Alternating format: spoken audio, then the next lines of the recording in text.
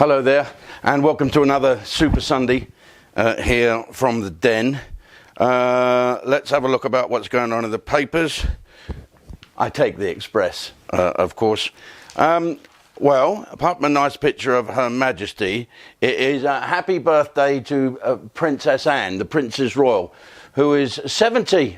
I remember her being less than 70. Do you know what? Once I was speaking at the Road Haulage Association and I was trying to persuade successfully the great Road Haulage Association members to take on veteran prisoners. Anyway, I had to introduce a bloke who was going to speak, and he was a prison governor.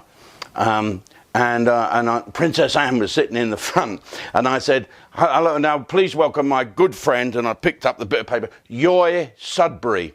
And he got a round of applause and came up. I thought, he don't look Chinese.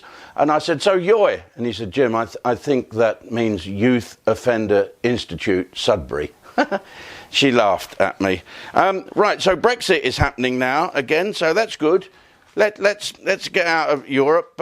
We've proved that we can deal with all these convicts, so let's deal with the Europeans, okay? And Mr. Barnier, stop being lippy. Stop coming out with that silly accent and talking to us as if we're morons. We're not morons. We can do without you. We've saved you all before. Don't ever forget that. If we're not beating you at war, we're saving you from someone else beating you at war. We can stand on our own 2 feet. Don't you worry about that. And you Spanish, now look at all the convicts that's going around on your beaches. Now if we go down the Costa del Sol, you've got to have a 14-day thing, and you're not getting our fish either, so bugger off. We'll keep our own fish. Oh, also happy birthday today to Kevin Spacey. I think he was great in House of Cards. When he left, it all went to rat shit, didn't it really? So, you know, let him out now. He's done his bit. And also happy birthday today to Stanley Kubrick. Now, for those of you who don't know who Stanley Kubrick is, he did some fantastic movies and Eyes Wide Shut. And I played the part of a victim of someone who was impersonating him, a con man, a flim-flam man. And you can see it on this channel, www.jimdavidson.uk, JDTV, Jim at the Movies. It's great. Right, so what else is in the papers? Of course, everyone's going on about this new book about Meghan and Prince Harry, and it's called, what's it called? I've got it written down here, Finding Freedom. Is that a cleverly entitled book, Freedom, etc., with all what is going on? Well, I will just say this. Prince Harry is a war veteran. I've met him. He's as tough as fucking nails. He's a good guy. And, sir, good luck to you. He's in love with his woman. The prince will sort it out. Prince of Wales, have a little word with him. He is my hero. People say, who's your hero? Without a doubt, Prince of Wales. Now, something else I looked through the papers as well. I don't know if it's in this. I think it was wasn't in a paper, actually. It was in the Mail. So I flicked through online. Listen to this.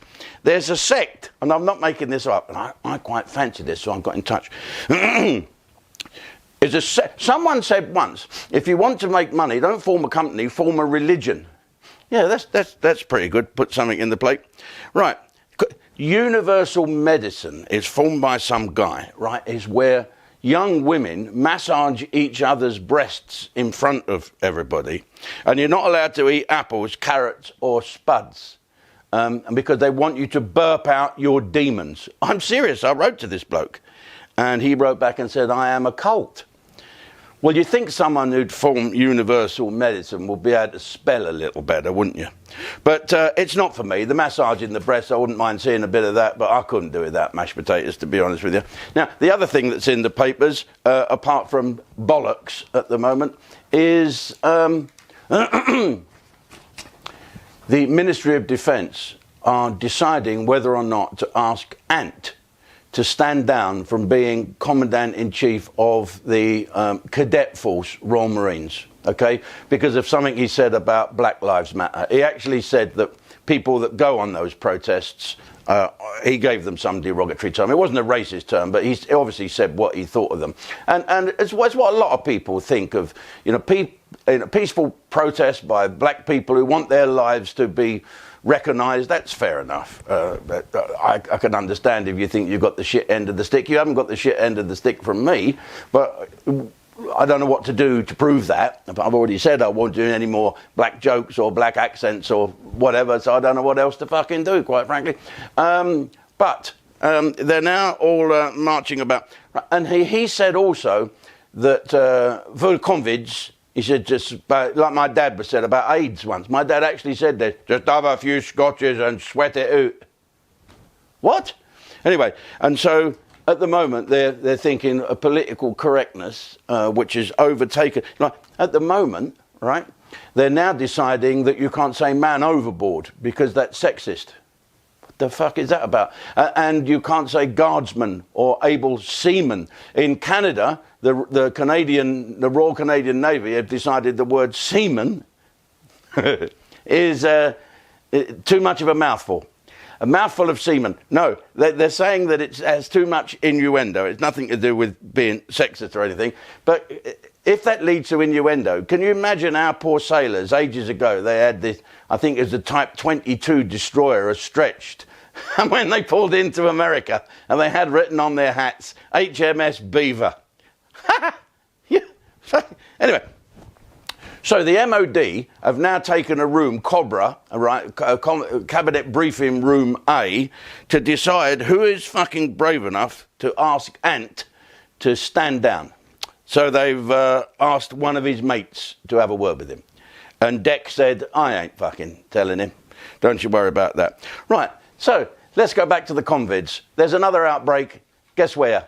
Luton. Yes, that was on the list, wasn't it? And what is the list? The list is where there are huge communities of Asian people who live like Asian people do, very family orientated. We should learn from that, shouldn't we? That we all need to keep our families round us, but not crammed in, not 1,000 of us all crammed in, going to the mosque. Now it's Eid next Friday, so Eid Mubarak, everybody. But try not to bump into one another and hug strangers and whatever. Try and keep your distance. Otherwise, it's going to break out everywhere where there are lots of Asian, Pakistani, Indian, Bangladeshi families, and they will spread it to other people.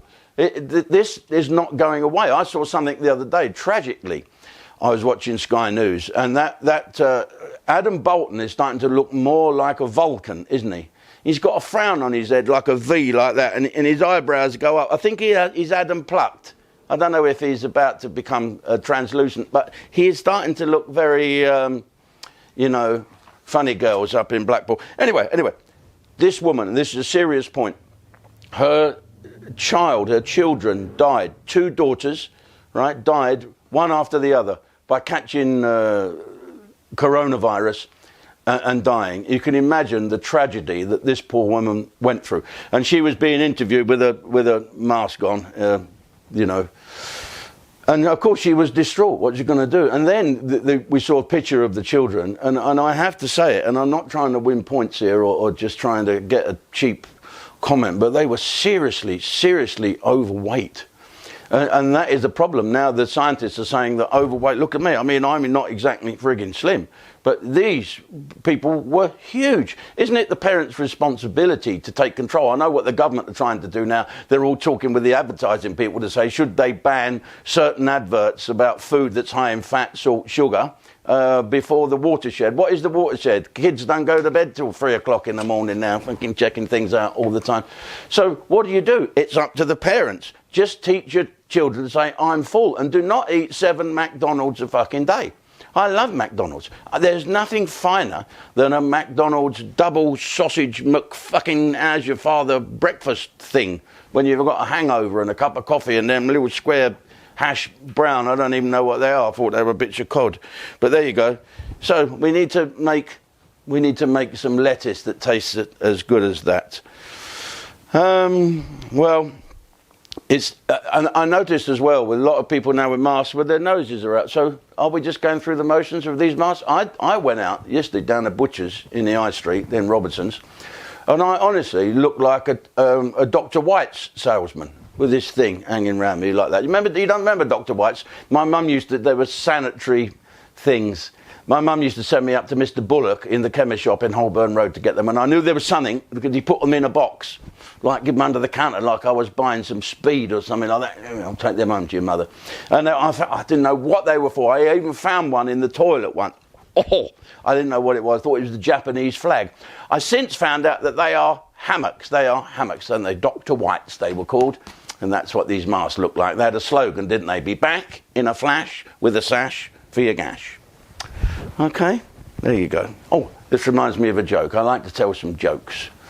So this is the joke. And that one thing always leads me to another. So this is the joke about a man who goes for a job. Now, you snowflakes watching, this is a joke. It didn't happen at all. It's just a joke. And I don't think it's sexist, racist, or anything like that. So stick with me till the end. Yeah, and then all switch over www.jimdavidson.uk, JDTV, and then you get the under-counter stuff. Anyway, back to the joke.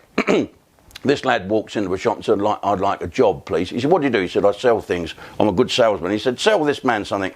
The bloke came in and said, packet of razor blades, please. He said, that's £2.70. He gave him a £50 note. He said, I can't change that. You've only come in here for change. Bugger off. So this bloke, in disgust, I'll go and get my shopping somewhere else. And the manager said, that's not how you do selling. I'll show you how to sell. Watch this. And the man came in and said, hello, can I have a packet of grass seeds, please? Grass seeds, sir? There we are. £7.40p. Would you like anything else? No, thank you. He said, can I interest you in a lawnmower, sir? Well, no, I just... No, listen, look, you've bought that grass seed now. It's going to grow. It's going to turn into a lawn. If you buy a lawnmower now, they're on offer because it's out of season. I can do a £200 one for £150. Bloke said, I'll have it. Thank you very much. Out he went. He said, now that's how you sell. Try it on this next bloke. So this man come in, he's a bit sheepish. He said, hello, is there a woman here I could possibly speak to? No, it's only me. What's up? Well, what do you want? I've come for the wife, actually. The wife's, she's asked me to pop down and get some, women's things. Knitting needles? No. It's especially for women. It's the, the monthly thing. A calendar? She wants a calendar. No. She's on her menstrual cycle. What do you want then? A saddle? Pump? 4 candles? What do you want? No, it's those things that go up. What, an elevator? No. Escalator? No. They go up the jack and sort of like a sugar mouse. Oh, you mean Tampax? Yes. Thank you. Yes, he said, we got hundreds of them. No strings attached. That's not the joke. It gets better. So he comes back and he said, right, there we are, packet of Tampax, £6.40p. He said, thank you very much. He said, do you want a lawnmower? He said, why would I want a lawnmower? He said, well, your weekend's fucked up. You might as well do the garden. See ya. I don't care, do I?